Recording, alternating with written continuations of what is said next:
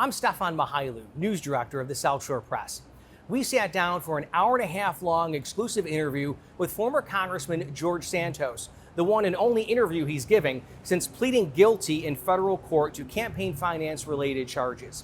In this multi-part series, you will see a Santos who is apologetic, humble, and contrite, and very raw in his answers. No questions were given ahead of time. In part one of this series, Santos answers the question that I'm sure you have.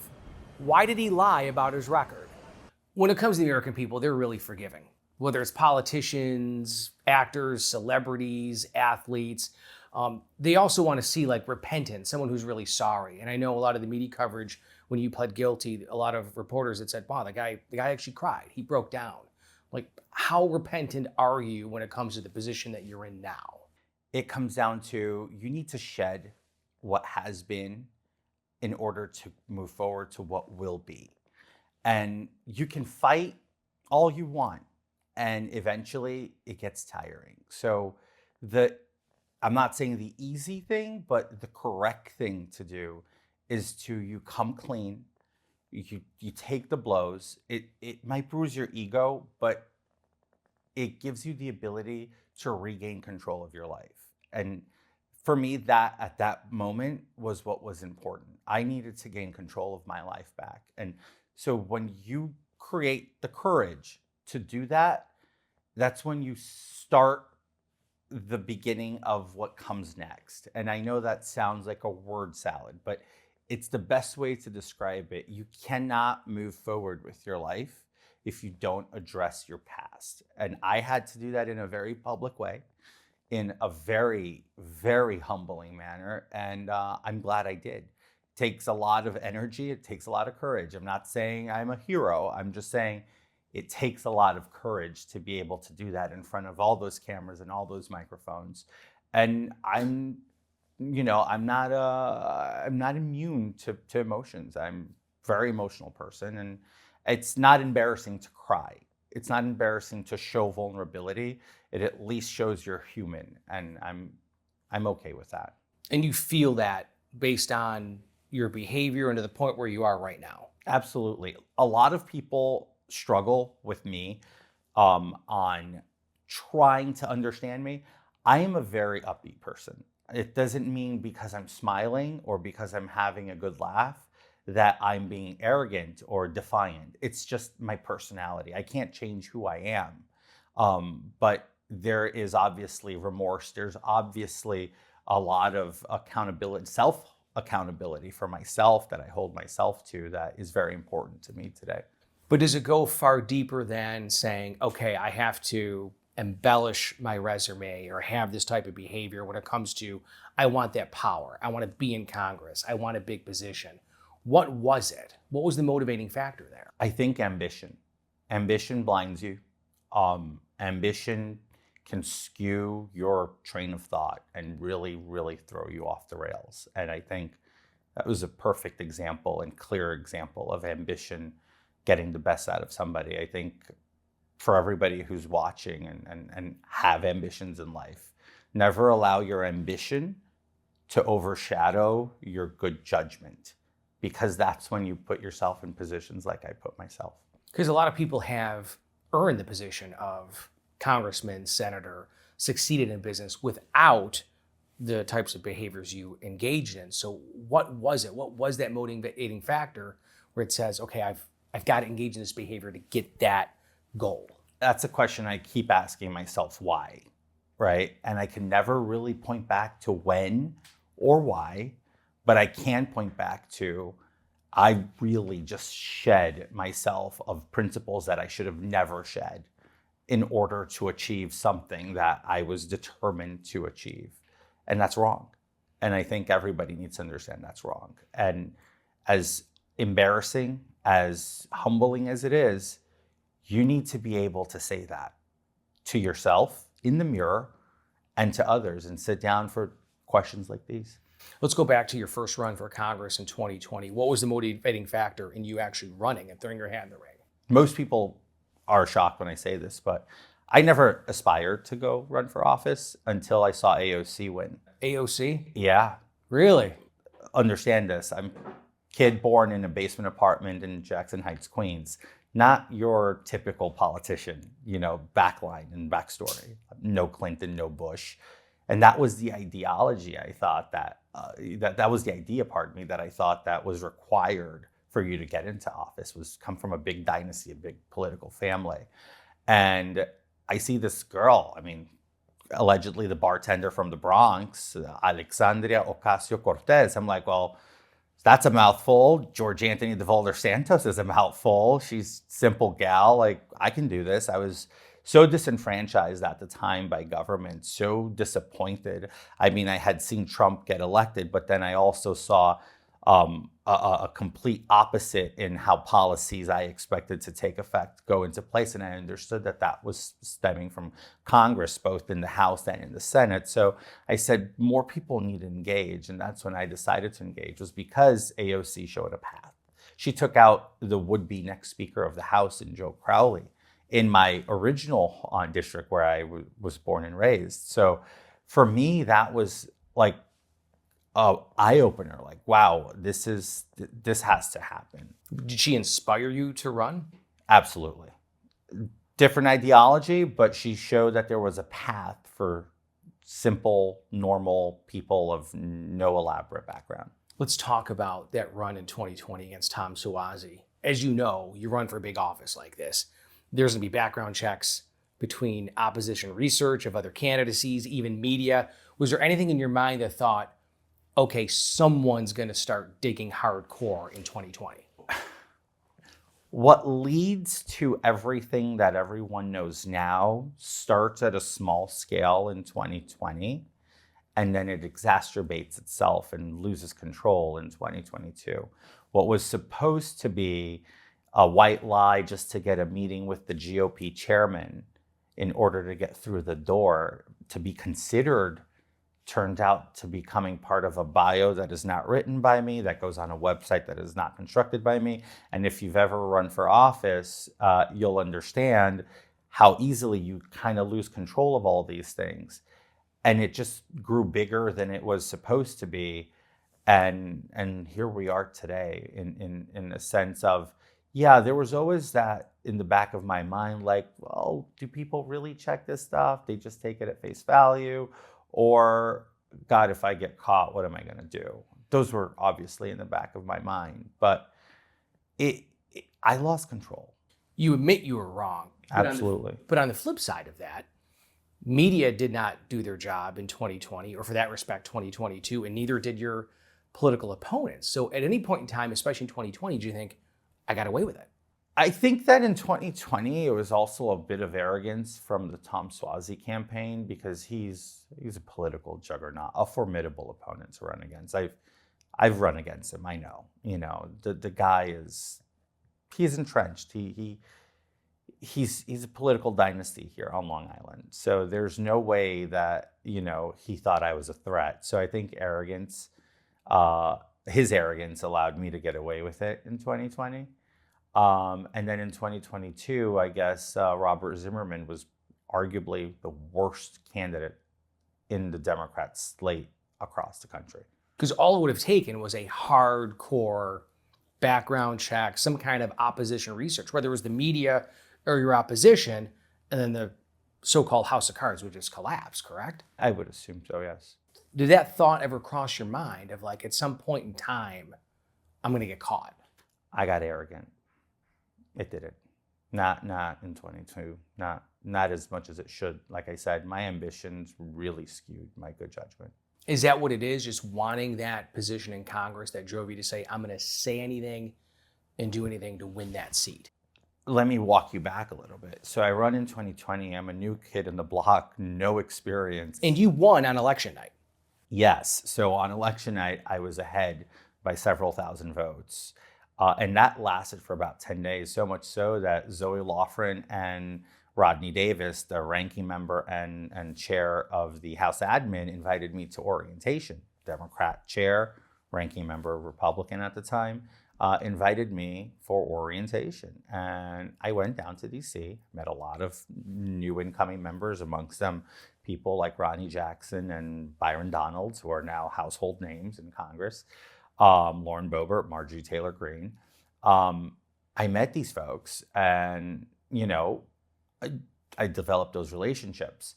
But the hard part for me was when I saw election law change after Election Day in order to accommodate a number of issues that were just unconstitutional in the state of New York. But Andrew Cuomo at the time, the governor, just did it anyway on his emergency powers that he self gave himself, right, through executive order. And when I lost, and those additional absentee ballots were allowed to be counted, and all of those things happened, that did something to me. I can't really explain it, but there was something chemically that it changed in me.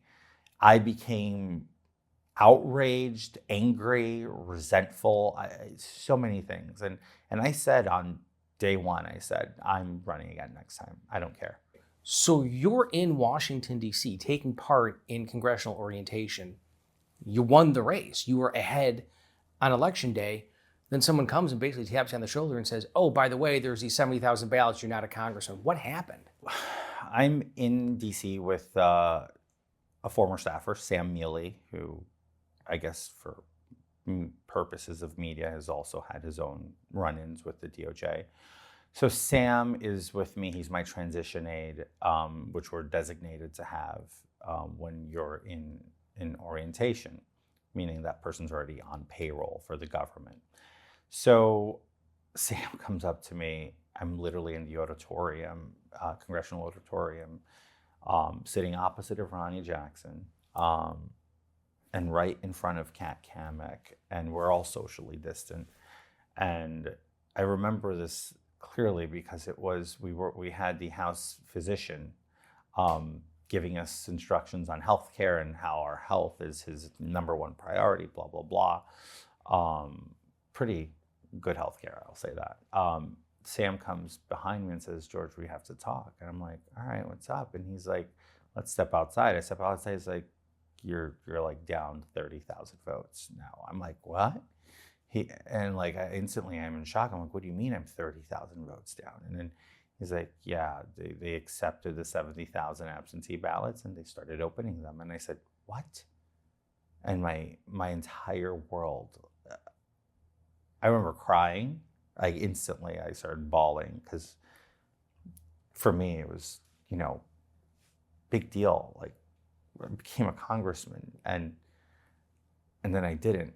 And that was hard. It was very hard. That had to be gut-wrenching. Yeah, you can say it. I never packed a bag so fast in my life and got out of a town so fast in my life. I didn't even say bye to anybody. I just left it.